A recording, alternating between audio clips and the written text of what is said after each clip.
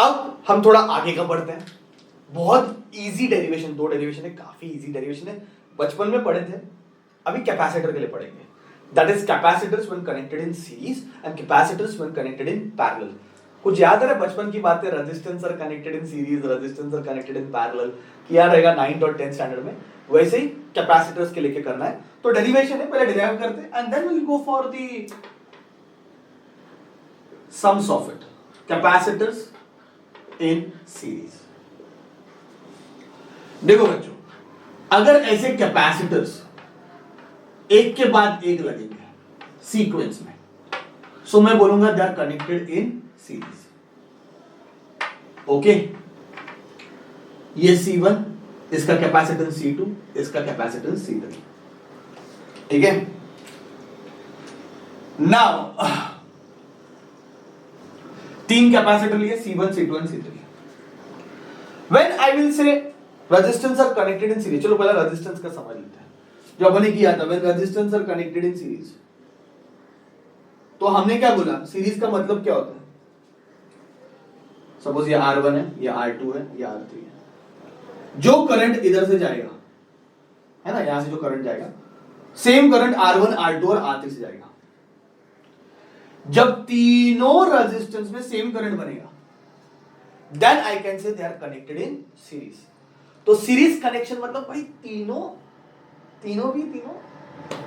Same sequence में है, तीनों में सेम करंट भाग रहा है। Then I can say capacitors are connected in series, sorry resistance are connected in series, current same रहेगा। तो और चेंज क्या होता है पोटेंशियल की, भाई यहां पे पोटेंशियल V1 है, यहां का पोटेंशियल V2 है, यहां का पोटेंशियल V3 है, क्योंकि ये R1 ये दो पॉइंट के अक्रॉस कनेक्टेड है।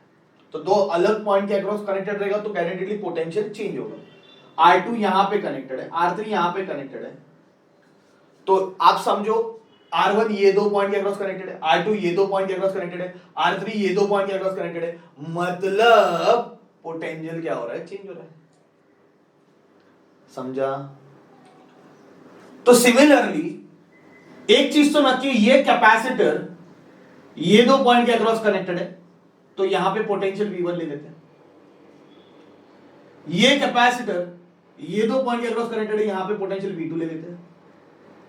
और तीसरा कैपेसिटर ये दो पॉइंट के अक्रॉस कनेक्टेड है, यहां का पोटेंशियल V3 ले लेते हैं। और ये जो टोटल पोटेंशियल है तीनों का मिला के, मतलब यहां से लेके यहां तक ये जो टोटल पोटेंशियल है, let that be V। So we can write V is equal to V1 plus V2 plus V3। ये इक्वेशन नंबर 1 चलेगा। बात समझ में आ रहा है? सीरीज में ये कैपेसिटर ये दो पॉइंट के अक्रॉस कनेक्टेड है, इसके अक्रॉस का पोटेंशियल V1, ये कैपेसिटर ये दो पॉइंट के अक्रॉस कनेक्टेड है, पोटेंशियल V2 V3, ठीक है। तो total potential V1 plus V2 plus V3 ये हो गया। अभी यहां से सपोज एक चार्ज Q इस प्लेट पे फीड हो रहा है, Q चार्ज यहां पे फीड हो गया, तो यहां पे माइनस Q फीड होगा इंडक्शन की वजह से। याद है, जितने चार्ज पॉजिटिव यहां पे आएंगे उतने ही नेगेटिव चार्ज यहां पे आएंगे। Do you agree with me? क्योंकि ये प्लस है और ये इंडक्शन से ये माइनस हो जाएगा। अभी ये कनेक्टेड है तो ये माइनस Q यहां पे आ गया, तो ये प्लस हो जाएंगे। कंडक्शन इधर तो वायर से ज्वाइंट है, कंडक्शन हो रहा है, तो यहां पे प्लस Q आ गया। इंडक्शन की वजह से यहां पे माइनस Q आ गया। ये यहां पे कनेक्टेड है तो ये प्लेट पे प्लस Q आ जाएगा और यहां पे माइनस Q आ जाएगा। मतलब कैपेसिटर जब सीरीज में कनेक्टेड है तो charges on each plate is same, मतलब चार्जेस कांस्टेंट रहते हैं। क्या कांस्टेंट रहते हैं बच्चों? चार्जेस। ये बात पॉइंट याद रखो। जैसे हमने यहां पे बोला कि करंट कांस्टेंट रहेगा, that means they are connected in series, वैसे कैपेसिटर के केस में चार्जेस कांस्टेंट है। इस पे जितने चार्ज आएंगे उतने चार्ज इस पे आएंगे, उतने चार्ज इस पे आएंगे। बैटरी से डायरेक्टली चार्ज किसको फीड हुआ? पहले कैपेसिटर को। पहले कैपेसिटर को बैटरी से डायरेक्ट चार्ज मिला, फिर उसके बाजू वाले प्लेट पे इंडक्शन से आया, फिर ये कनेक्टेड था कंडक्शन से आया, ऐसे आते होते सब पे सेम चार्ज आ गए। अगर सारे कैपेसिटर पे सेम चार्जेस है my dear student, then I can say they are connected in series. So when I say capacitors are in series, charges are same.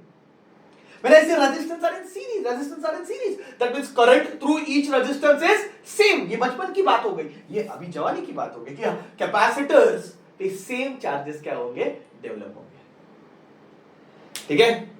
अच्छा, तो फिर मुझे बताओ, ये जो V1 है वो Q by C1 लिख सकते हो, ये सब, क्योंकि अपना फॉर्मूला क्या है, Q का फॉर्मूला क्या है, Q is equal to CV है कि नहीं, बेसिक फॉर्मूला है कैपेसिटर का. तो V को Q by, तो V1 को Q by C1 लिखा, V2 को मैं Q by C2 लिख सकता हूं, और V3 को Q by C3 लिख सकता हूं.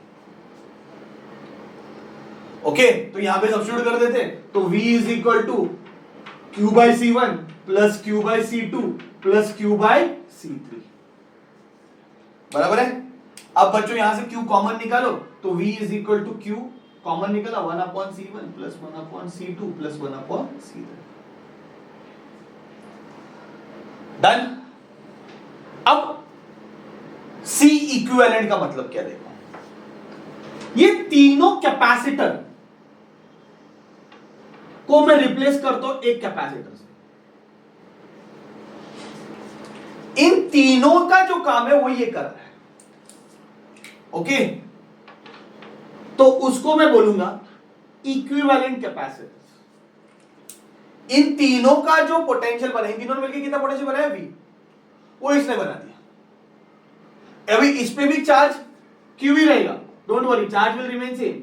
चार्ज तो Q ही रहने वाला है, पोटेंशियल भी यही रहने वाला है. तो ये कैसा कैपेसिटर है, चाहिए तो इसको अपन CS बोल देते हैं, इक्विवेलेंट कैपेसिटर. मतलब ये तीनों जो काम कर रहा है वो अकेला कर रहा है, तीनों का मिलाकर. जैसे कि एकदम सिंपल है, ये तीनों रेजिस्टेंस को हम रिप्लेस करते हैं एक रेजिस्टेंस से. ये तीनों मिलके करंट को जितना अपोज करते हैं, ये अकेला मिलके उसको करेगा, तो उसको R इक्विवेलेंट बोलते हैं. क्या बोलते हैं उसको, R इक्विवेलेंट. सेम वे है. तो इधर मैं V के बदले Q by C S लिख सकता हूं कि is equal to Q 1/C1 plus 1/C2 plus 1/C3.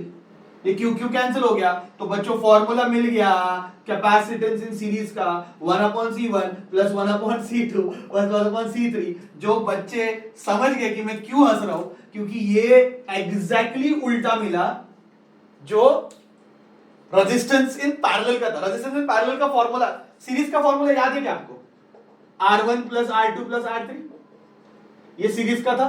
और पैरेलल का क्या था, 1/RP is equal to 1/R1 plus 1/R2 plus 1/R3. याद आ रहा है कुछ, यार इतना तो याद आता रहेगा, इतना 10th स्टैंडर्ड तक पढ़ा ही रहेगा. ये पैरेलल का फॉर्मूला, ये सीरीज का फॉर्मूला है. रेजिस्टेंस के केस में उल्टा हो गया. देख, रेजिस्टेंस का जो पैरेलल का फॉर्मूला, वैसा फॉर्मूला किसके लिए बन गया, सीरीज के लिए बन गया. बात समझ में आ रहा है, बहुत सिंपल सा चीज है. फटाफट रिवाइज कर लेते हैं. कैपेसिटर सीरीज में रहेगा, मतलब सारे कैपेसिटर पे चार्जेस सेम रहेंगे. पहला बात, हर एक के अक्रॉस पोटेंशियल डिफरेंस अलग रहेगा. पहले के अक्रॉस V1 लिया, दूसरे के अक्रॉस V2 लिया, तीसरे के अक्रॉस V3 लिया, तो V is equal to V1 plus V2 plus V3. तीनों पे चार्जेस सेम है, V1 V2 V3 की वैल्यू सब्स्टिट्यूट करनी. यहां तक आते, ये तीनों को हटा के एक ही कैपेसिटर लिया जो इन तीनों का मिला के काम करता है, उसको हम बोलते हैं इक्विवेलेंट कैपेसिटेंस. क्या बोलते हैं उसको, इक्विवेलेंट. मतलब इनके इक्विवेलेंट है वो, इनके बराबर है वो. इक्विवेलेंट मतलब इनके बराबरी का है वो. इन्होंने तीनों ने मिलकर जो काम किया वो अकेला कर रहा है. तो ये डायग्राम को मैंने ऐसे बना दिया. इस पे चार्जेस क्यों है, इन सब में मिला के चार्जेस कितने क्यों है, इसमें भी चार्जेस कितने क्यों है, इन सब ने मिला के पोटेंशियल कितना बनाया, V. इसने अकेले ने कितना बना दिया, V बना दिया. तो इसके लिए हम फॉर्मूला सब्स्टिट्यूट कर देते हैं. फॉर्मूला लर्न कर दो, 1/CS is equal to 1/C1 plus 1/C2 plus 1/C3. ठीक है. I hope it is very simple. बहुत चिंदी है, मतलब इतना कि आप बुक में पढ़ोगे तो भी आपको समझ में आ जाएगा, इतना इजी है. ठीक है.